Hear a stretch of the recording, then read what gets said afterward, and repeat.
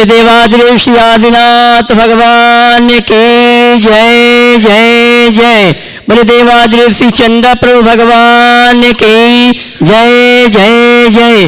बोले चिंतामणि पार्श्वनाथ भगवान की जय जय जय। संत शिरोमणि गुरुराचार्य श्री विद्यासागर जी महाराज की जय जय जय। गुणायतन प्रणेता शंकर समाधान भावना योग प्रवर्तक प्रखर वक्ता बोले परम पूज्य मुनि श्री 108 प्रमाण सागर जी महाराज की। बोले परम पूज्य मुनि श्री हरे सागर जी महाराज की। सत्य और संस्कृति का सजा भव्य वितान कदम मिलाकर चल पड़ी। धर्म और विज्ञान तीर्थराज संवेशिकर की तलहटी में स्थित आत्मविकास का दिव्य सदन, जैन सिद्धांतों की वैज्ञानिक प्रयोगशाला, जहां बोलेगा समोसरण और जहां पंचायतन शैली में अद्भुत अतिशयकारी जिनालय जिन मंदिर का निर्माण हो रहा है और जहां आकर हम कर पाएंगे समोसरण का साक्षात्कार और जान पाएंगे कैसे होगा जीवन का उद्धार। ऐसे गुणायतन से हम और आप शंका समाधान का कार्यक्रम प्रारंभ करें। उसके पूर्व गुणायतन और श्री शिवायतन परिवार आपका हार्दिक अभिनंदन स्वागत करता है। और आइए चलिए प्रतिदिन की भांति हम और आप गुरुवार के श्री चरण में नमन करेंगे, आशीर्वाद प्राप्त करेंगे और शंका समाधान के कार्यक्रम के लिए निवेदन करेंगे। दोनों हाथ जोड़ लेंगे, बोलेंगे हे मुनिवर नमोस्तु, हे गुरुवर नमोस्तु, हे भगवान नमोस्तु। आइए गुरुवर के आशीर्वाद से हम और आप शंका समाधान का कार्यक्रम प्रारंभ करें। उसके पूर्व मैं उन सुधी श्रावक परिवारों को अपने स्थान में खड़े होकर आशीर्वाद के लिए निवेदन करूंगा, जिन्होंने आज गुणायतन का अवलोकन किया, अनुभव केंद्र का अवलोकन किया और यहाँ की व्यवस्थाओं से संतुष्ट होकर गुणायतन से जुड़ने का सौभाग्य प्राप्त किया है। निर्माण निधि के रूप में श्री हिमांशु नौगामा जैन सुपुत्र श्री महावीर साजी नौगामा उदयपुर अगर उपस्थित हैं तो अपने स्थान में खड़े होकर गुरुवर का आशीर्वाद प्राप्त करेंगे। इसी क्रम में श्रीमती सरिता जैन भोपाल अगर उपस्थित हैं तो अपने स्थान में खड़े होकर गुरुवार का आशीर्वाद प्राप्त करेंगे। इसी क्रम में निर्माण मित्र के रूप में जुड़ने का सौभाग्य प्राप्त किया है श्री राजकुमार जी, श्रीमती अंजना, आकांक्षा, आकाश, अक्षय जैन डोंगरपुर ललितपुर अगर उपस्थित हैं गुरुवार के श्री चरण में नमन करते हुए आशीर्वाद प्राप्त करेंगे। और आइए मैं उन शुद्धि श्रावकों को यहाँ पर आमंत्रित करूँगा, वे आएंगे मंच पर गुरुवंदना का सौभाग्य प्राप्त करेंगे और हमारे गुणायतन परिवार के जो भी ट्रस्टी हैं उनका सम्मान का कार्यक्रम संपन्न करेंगे। निर्माण निधि से निर्माण मित्र के रूप में जुड़ने का सौभाग्य प्राप्त किया स्वर्गीय मनोवर्ती जैन की स्मृति में श्री नरेंद्र कुमार जी, राजगौरव, शिवता जैन, मान्यराज, प्राप्तिराज जैन कानपुर अगर उपस्थित हैं तो वे आएंगे परम पूज्य मुनिवर के श्री चरण में नमन करते हुए गुरुवंदना का सौभाग्य प्राप्त करेंगे। और मैं ये कहना चाहूँगा अगर यहाँ पर उपस्थित नहीं है तो आप अनुमोदना में ताली बजाकर उनका सम्मान करें। इसी क्रम में सूत्रधार के रूप में श्रीमती सुमित्रा धर्मपत्नी श्री अशोक जी पाटिल पुणे अगर उपस्थित हैं तो वे आएँ परम पूज्य मुनिवर के श्री चरण में नमन करते हुए गुरुवंदना का सौभाग्य प्राप्त करें।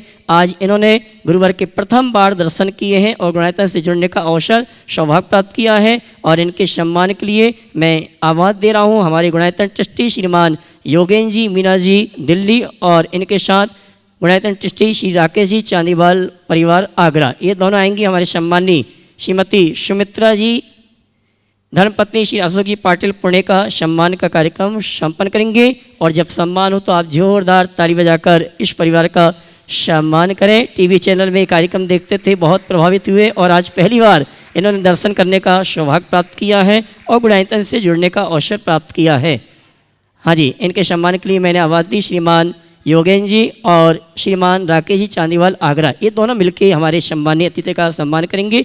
इसी क्रम में और आइए इसी क्रम में मैं आमंत्रित करूंगा हमारी वहीं सुषमा दीदी के परिवार के श्रीमान सुनील जी, रिमझिम, रवि, राहुल, परिधि, क्षितिज, संतोष, किरण, डॉक्टर अनिल जी, सुमन जी सिंगई, श्रीमती सरला जी, जिन्होंने इस गुणायतन से सूत्रधार के रूप में जुड़ने का सौभाग्य प्राप्त किया है। और इनके सम्मान के लिए मैं आमंत्रित करूंगा हमारे गुणायतन ट्रस्ट परिवार के श्रीमान अभिनंदन जी भोपाल, वे आएंगे हमारे सम्मानी और सुदेव जी कटनी गुणायतन ट्रस्टी ये आएंगे हमारे सम्मानी सिंगई परिवार का प्रतीक चिन्ह देकर गुणायतन परिवार की ओर से सम्मान करेंगे और आप ताली बजाकर इनका सम्मान करें। और मैं ये कहना चाहूँगा, इस परिवार ने जो 48 मंडली सिद्धि चक्र महामंडल विधान हुआ है उसमें एक मंडल लेके पूरे परिवार के साथ सिद्धों की आराधना करने का सौभाग्य प्राप्त किया है। और आइए बंधु, मैं ये कहना चाहूँगा, आगामी 11 दिसंबर, 10 दिसंबर, 11 दिसंबर, 12 और 13 दिसंबर 4 दिवसीय ये कार्यक्रम गुणायतन में आयोजित किए जा रहे हैं। सर्वप्रथम पिछिका परिवर्तन के लिए आप सभी को सूचना देना चाहूँगा और जो पारस प्रमाणिक ऐप के माध्यम से इस सूचना को सुन रहे हैं, मैं आपसे निवेदन करना चाहूँगा आप एक दूसरे को ये सूचना अवश्य प्रेषित करें, जिससे यहाँ के इन कार्यक्रम में भाग लेके अपने जीवन में शातिशय पुण्य का संचय करें।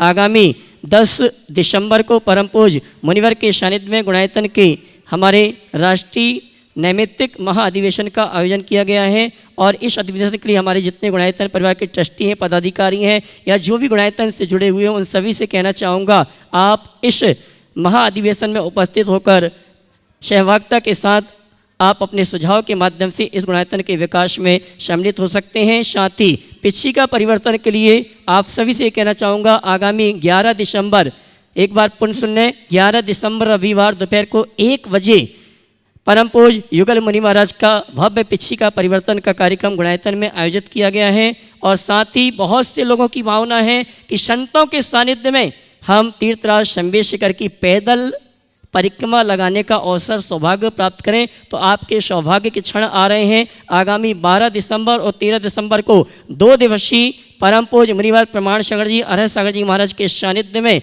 भव्य तीर्थराज शंभेश्वर की परिक्रमा का आयोजन किया गया है। प्रातःकाल 12 दिसंबर को 6 बजे मुनिवर के साथ हम पैदल विहार करेंगे और परिक्रमा मार्ग में उस दिन की आहारचर्या होगी। सायंकालीन शंका समाधान का कार्यक्रम नीमिया घाट जिनाला परिसर में होगा और रात्रि विश्राम भी सभी परिक्रमा वालों का वहीं पर होगा।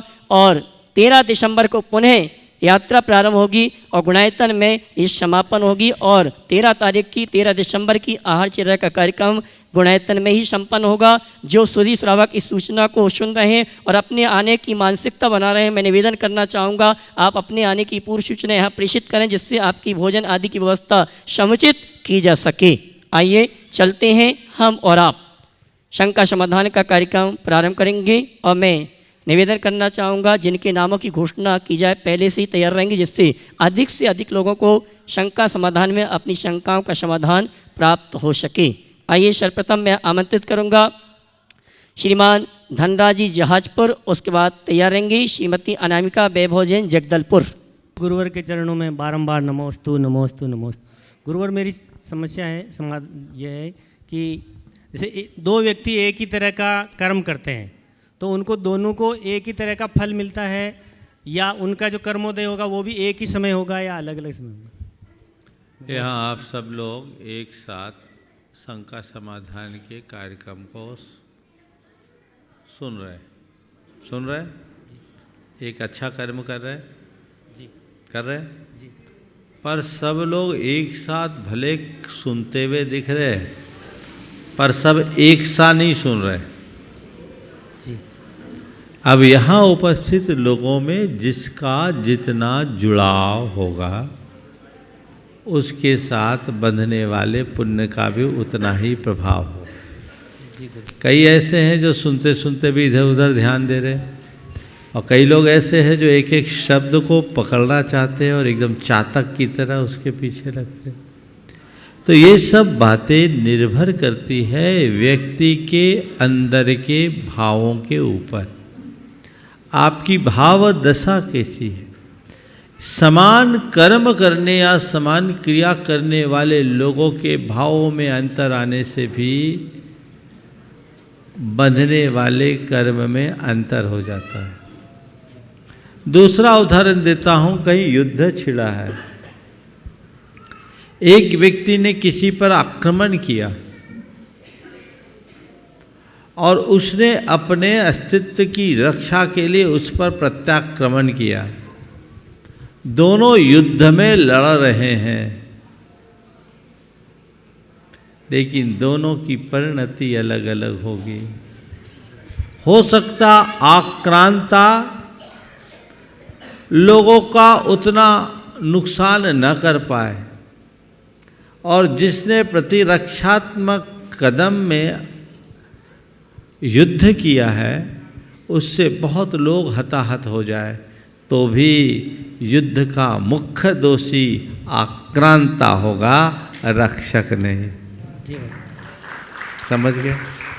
तो ये क्रिया समान है पर अभिप्राय समान नहीं है। हम लोगों के शास्त्रों में एक वर्णन आता है, एक मुनिराज के रूप से लोग पाप कर रहे हैं तो उनका जब फल मिलेगा तो वो सामूहिक पाप होगा। समझ गए? तो इस तरह से सामूहिक पुण्य पाप भी होता है। चलिए, श्रीमती अनामिका जी, वैभव जी जगदलपुर, उसके बाद तैयार रहेंगे गुणायतन सूत्रधार शिवराज जी दमोह। गुणायतन सूत्रधार शिवराज जी दमोह, उसके बाद आवाज दूंगा श्रीमान सुरेन जी सरोज जी नागपुर। हमारे संपूर्ण परिवार की ओर से दो मुनिराजों के चरणों में बारंबार नमोस्तु। गुरुदेव, अभी विधान में पंडाल में जाते समय आपकी कुछ पंक्तियां मैंने पढ़ी थी, उससे संबंधित मेरा प्रश्न है। वो पंक्तियां थी कि पारंपरिक नहीं मौलिक बनो, पारंपरिक बनने से समाज खुश होता है और मौलिक बनने से स्वयं को खुशी होती है। मेरा प्रश्न ये है कि जब हम किसी मौलिक सोच को लेकर आगे बढ़ रहे होते हैं जो कि किसी पारंपरिक सांचे में ढल नहीं रही, तब हमारा परिवार या समाज के बड़े उससे नाखुश होते हैं और हम उन्हें दुखी नहीं देखना चाहते, इसलिए हम वापस उस ओर लौटने लगते हैं। तो हम कैसे अपने आप को ये समझाएं कि हम सही दिशा में आगे बढ़ रहे हैं ताकि दोनों का संतुलन बना रहे? नमोस्तु गुरुदेव। बहुत अच्छा सवाल है। मैंने ये विचार प्रकट किया, पारंपरिक नहीं मौलिक बने। पारंपरिक बनने से समाज की प्रशंसा मिलेगी और मौलिक बनने से स्वयं की। बात बिल्कुल यथार्थ है। आपने जो पूछा है कि हम पारंपरिकता को छोड़कर मौलिकता की ओर बढ़ते हैं और उसे हमारा समाज पचा नहीं पाता, तो उस घड़ी हम क्या करें? मेरा कहना तो ये है, मौलिक होने का मतलब ये नहीं कि आप परंपरा के विरोध में झंडा लेके खड़े हो जाए। मौलिक होने का आशय ये है कि जो कुछ भी करे गतानुगतिक बन करके न करे, उसकी मूल चेतना को समझ करके करे। हम लोग जो भी काम करते हैं परंपरा की चीज़ों को भी परंपरागत तरीके से करते हैं। उसके भीतर के विज्ञान को, उसके भीतर के तत्व और सार को प्राय उपेक्षित कर देते हैं, तो उसका आनंद नहीं आता। मेरा आप सबसे कहना है, पारंपरिक नहीं मौलिक बने, मतलब कोई भी कार्य करो, चाहे वो पारंपरिक हो या गैर पारंपरिक, उसकी मूल भावना को सामने रख करके चलो, उसकी अंतश्चेतना से जुड़ करके चलो, ताकि हमें उस सब का सही आनंद आ सके। आप पूजा करते हैं परंपरा से, मंदिर जाते हैं परंपरा से, धर्म की परंपरा आपको संस्कार में मिली, आप जा रहे हैं। लोग आपको एक धार्मिक व्यक्ति के रूप में देख रहे हैं और ये कह रहे हैं कि शुभ्रा बड़ी धार्मिक लड़की है, आपको एक प्रशंसा मिली। लेकिन आप परंपरा का निर्वाह तो कर रही हैं, पर अंदर जो श्रद्धा, जो विशुद्धि, जो भावना या अंदर का उत्साह होना चाहिए, वो गोल है, तो क्या आनंद आएगा? तो कह रहे तुम पारंपरिक तरीके से मंदिर जा रहे हो, मंदिर जाओ, पर मंदिर के विज्ञान को समझो, मंदिर जाने के उद्देश्य को समझो, वो मौलिकता तुम्हारे साथ जुड़े, तो ऐसा हो कि मंदिर तुम्हारे भीतर बन जाए, जीवन रूपांतरित होगा। तो अंदर की संतुष्टि तभी होगी जब हम किसी क्रिया के विज्ञान को समझेंगे। ये आशा है। श्रीमान सुरेन जी सरोज जी नागपुर, उनके साथ महेश जी राशि जैन हैदराबाद, उसके बाद तैयार रहेंगे गुणायतन ट्रस्टी श्रीमान योगेन जी मीनाक्षी जी दिल्ली। नमोस्तु गुरुदेव। मैं मेरे परिजन लक्ष्मीनगर जैन मंदिर के सभी श्रावक की ओर से त्रिवार नमोस्तु नमोस्तु। गुरुदेव, मुझे जीवन में प्रथम बार आहार देने का मौका जब आप पिंडरी आए थे, आज से अनेक वर्षों पूर्व, उस समय मैंने अपने जीवन में आपको पहली बार आहार दिया था। मैं आपका शंका समाधान का कार्यक्रम नियमित रूप से अनेक वर्षों से देख रहा हूँ और उससे बहुत प्रभावित हूँ, और अनेक वर्षों से मेरी इच्छा थी कि मैं आपके दर्शन करूं। योग नहीं आया, परंतु सौभाग्य से मुझे इस समय मौका मिला है। अतः नमोस्तु गुरुदेव। गुरुदेव, एक छोटी सी शंका है। आपने अनेकों बार इसका उत्तर दिया है, लेकिन मैं पुनः आपसे मुख से लोगों तक ये बात पहुंचाना चाहता हूं, जिसका कि निराकरण नहीं हो पा रहा है और मेरे मन में शंका है। गुरुदेव, हम लोग नागपुर में प्रतिदिन हमारी श्रावक समिति है जो अभिषेक करती है। अभिषेक करने के बाद में कुछ श्रावक लोग लेट आते हैं मंदिर में, और उनके लिए पुनः शांति धारा के उपरांत अभिषेक किया जाता है। गुरुदेव, मुझे इसका उत्तर देखिए, दीजिए। इस विषय में मैंने अनेक बार अपनी बात कही है। अभिषेक एक बहुत ही मौलिक क्रिया है। इसे केवल एक परंपरागत ढर्रे से संपन्न नहीं करना चाहिए। भगवान का अभिषेक केवल भगवान पर जल ढालना नहीं है, उसकी संपूर्ण प्रक्रिया के साथ करने में ही अच्छा है। और मंदिर में अभिषेक न हो, अभिषेक महोत्सव होना चाहिए। सामूहिक रूप से अभिषेक करें और नियत और निर्धारित समय पर करें तो सर्वोत्तम है। हाँ, कई जगह लोग अगर लेट आते हैं तो हमें उनकी बात को समझना चाहिए, क्योंकि हमने एक टाइम निश्चित कर दिया, मान लीजिए सुबह 6 बजे का समय निश्चित कर दिया, तो हर कोई के लिए 6 बजे आ पाना अनुकूल हो ये ज़रूरी नहीं है। कई लोग हैं जिनको बहुत सारी बीमारियां लगी हैं, उनको मॉर्निंग वॉक करने की हिदायतें दी गई है, वो जाएंगे। कई ऐसे हैं जिनको अपनी दैनिक क्रियाएं हैं उससे निवृत्त होने में टाइम लगता है, तो वो समय पर नहीं आ पाते। कई हैं जिनको अपने बच्चों को स्कूल आदि में छोड़ना पड़ता है, तो उनके साथ भी दुविधाएं हो जाती। तो कई तरह की दुविधाएं होती है, और उन दुविधाओं को ध्यान में रखते हुए हमें मंदिरों में एक व्यवस्था बनानी चाहिए कि एक मंदिर में यदि 3 वेदी है तो 3 टाइम अलग अलग निश्चित कर दें। लक्ष्मी नगर में बता रहे भैया जी 2 वेदी है, तो 2 समय निश्चित कर दो। गुरुदेव, वहाँ पर ऐसा है, जलाभिषेक भी होता है। और अब जो बोल रहा हूँ उसको सुनो। 2 समय निश्चित कर दो और उस समय में ही लोग आए और अभिषेक करके चले जाए, सर्वोत्तम काम हो सकता है। चलिए, हाँ योगेंद्र जी। गणतंत्र श्रीमान योगेंद्र जी, मीनाक्षी जी दिल्ली अपने माता पिता जी के साथ, और उसके बाद तैयार रहेंगे मोनू जी, अरन जी, आशीष जैन, शकरार, झांसी। नमोस्तु महाराज जी। महाराज जी, किसी भी देश की शक्ति को हम जनरली या तो उसकी economic power, research, defence, technology के मापदंड पे नापते हैं। हम आध्यात्मिक शक्ति को, और ख़ासकर से भारत की आध्यात्मिक शक्ति को, जो कि विभिन्न विचारधाराओं के कारण एक सूत्र में नहीं बंधी है, उसको कैसे एक साथ एक स्तंभ की तरह विश्व में पेश करें और उस पर अपना झंडा आगे लाएं। बहुत ही महत्वपूर्ण सवाल आपने उपस्थित किया।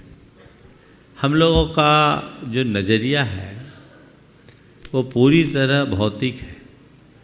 आपने बिल्कुल सही कहा। आज किसी भी देश को हम जब समझना चाहते हैं, उसको नापना चाहते हैं, तो उसकी आर्थिक, औद्योगिक, टेक्नोलॉजी, डिफेंस और अन्य चीज़ों के माध्यम से उसकी शक्ति का आकलन करते हैं। पर सच्चे अर्थों में किसी भी देश का सही आकलन इन बाह्य चीज़ों से नहीं, उसकी सांस्कृतिक परंपरा से करना चाहिए।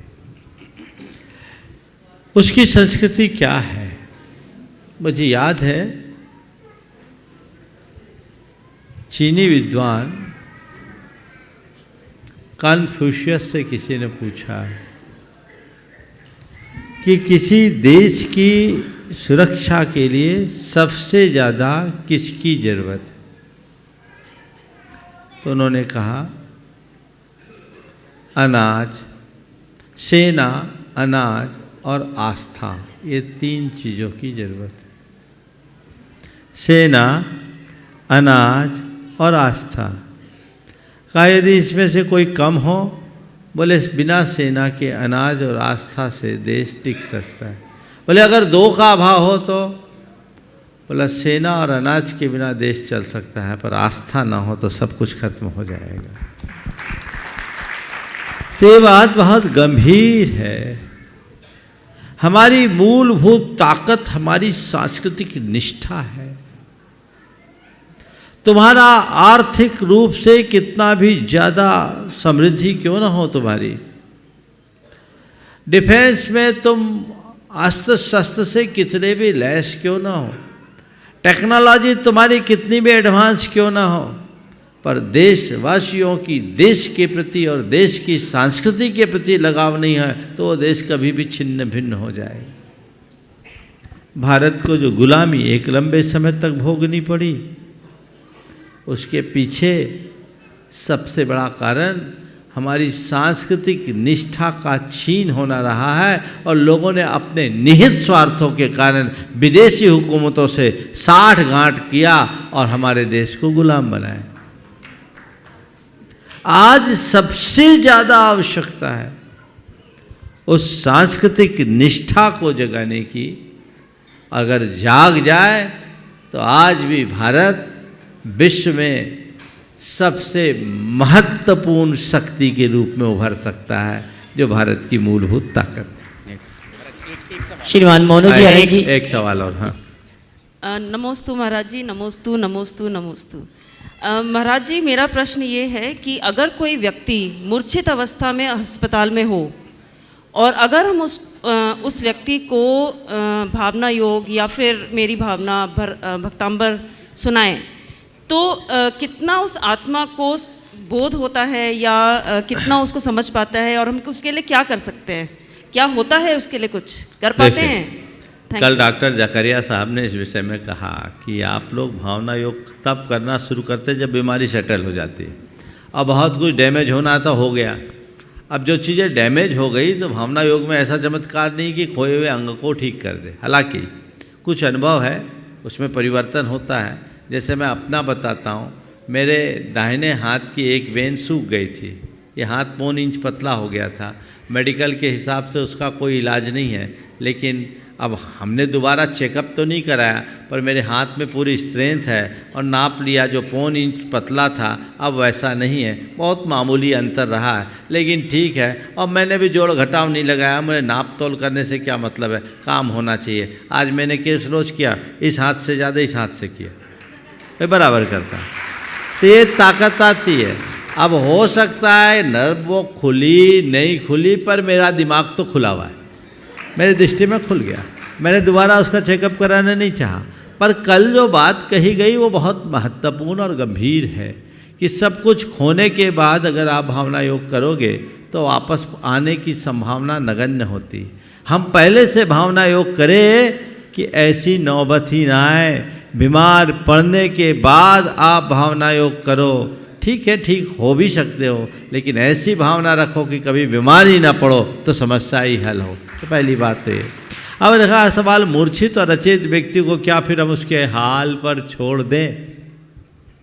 तो मैं कहूँगा उसे उसके हाल पर मत छोड़िए, आप भावनाएं भाइये।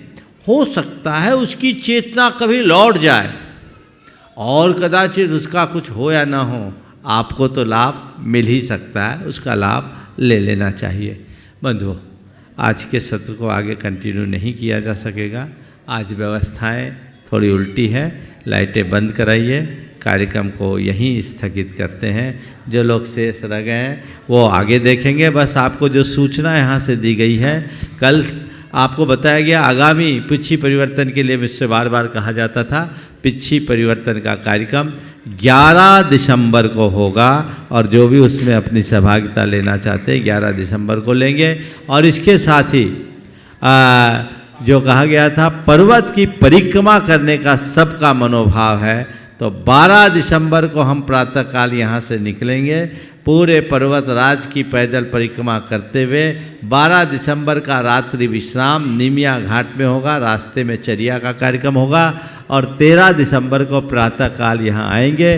जो भी उसमें अपनी सहभागिता लेना चाहें ले, लेकिन जो अशक्त हैं, वृद्ध हैं, वे ना आए, नहीं तो जंगल में बड़ी मुश्किल हो जाती है। जो पूरी तरह समर्थ है, चलने फिरने में योग्य है, वे आ सकते हैं। अपनी आगमन की पूर्व सूचना आप उनको दे सकते हैं। और जैसा बताया गया कि गुणायतन का जो वार्षिक अधिवेशन प्रतिवर्ष होता है, वो अधिवेशन भी 10 तारीख को यहाँ पर होगा, जिसकी पूरी सूचना आपके पास पहुँचेगी और आप लाभ उठाएंगे। आज यहीं पर विराम दे रहा हूँ। जो लोग रह गए हैं वे हताश ना हो, कल की प्रतीक्षा करें, क्योंकि ऐसी स्थिति में कार्यक्रम कंटिन्यू नहीं होगा। बोलिए परम पूज्य आचार्य गुरुवर से नैनवा यात्रा संघ के सभी यात्री खड़े होकर आशीर्वाद प्राप्त कर लें।